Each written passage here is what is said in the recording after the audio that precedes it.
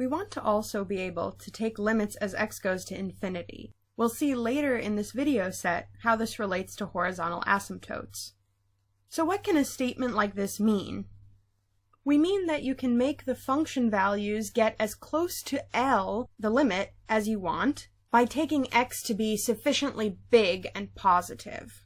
Similarly, if we take the limit as x goes to minus infinity, that means that f is getting as close to L as you want when x is a sufficiently big negative number. For example, the limit of 1 over x as x goes to infinity is just 0, because you can make 1 over x as small as you want by making x big. If you want 1 over x to be less than 0.0001, then you would just have to take x to be bigger than 10,000. On the graph, you can see this looks like a horizontal asymptote. As x is going to infinity, the curve is getting closer and closer to the x-axis on the right. Similarly, when we go to the left, we see that the limit of 1 over x as x goes to minus infinity is also 0. What about the limit of arctangent as x goes to infinity? This is the inverse of the tangent function. So if we said, say, inverse tangent of 1000, that would mean what angle theta between plus and minus pi over 2 has tangent theta equals 1000? So what angle theta is this approaching as we make x bigger and bigger? It's approaching pi over 2, because remember, tangent is a quotient. The numerator sign is always staying between plus and minus 1, but the denominator can become really small. It can become close to 0, and that will make the fraction big. So it's approaching infinity as cosine is approaching 0 at pi over 2. And we can see the graph here of arctangent tells us that the limit as x goes to minus infinity is negative pi over 2. And you can see that again from the definition, because as x goes to minus pi over 2, cosine is going to 0, but sine is going to minus 1. So the fraction tangent is going to be negative.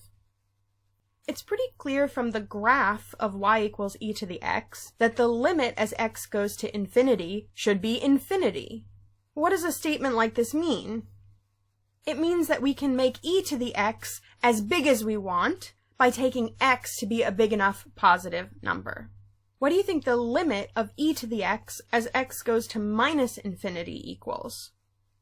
Remember, e to minus 1000 means 1 over e to 1000. So as x is a big negative number, we're getting 1 over e to a big positive number. So the limit is 0, as we can also see from the graph. Now let's consider what it means when a limit at infinity does not exist. What we mean is that no matter how big you make x, no matter how far to the right you go in the graph, f of x is still taking on values that are far apart, so the function's not settling down to some particular value. For example, the limit as x goes to infinity of sine x does not exist, because sine keeps oscillating between plus 1 and minus 1. If we look at the limit of tangent x, the situation is sort of worse, because we keep getting these vertical asymptotes, where the function's not even defined, and then near the vertical asymptote, the function is taking on arbitrarily large values, like plus 1,000,000, and arbitrarily small values, like minus 1,000,000. As you can see, there's a big difference between taking the limit of tangent, as we have done here, and taking the limit of inverse tangent, as we did on the previous slide. Also, being familiar with the graphs of the basic functions is really useful when you're trying to calculate limits at plus or minus infinity. Please go on to the next video where we will discuss strategies for dealing with indeterminate forms at plus and minus infinity, especially the form infinity divided by infinity.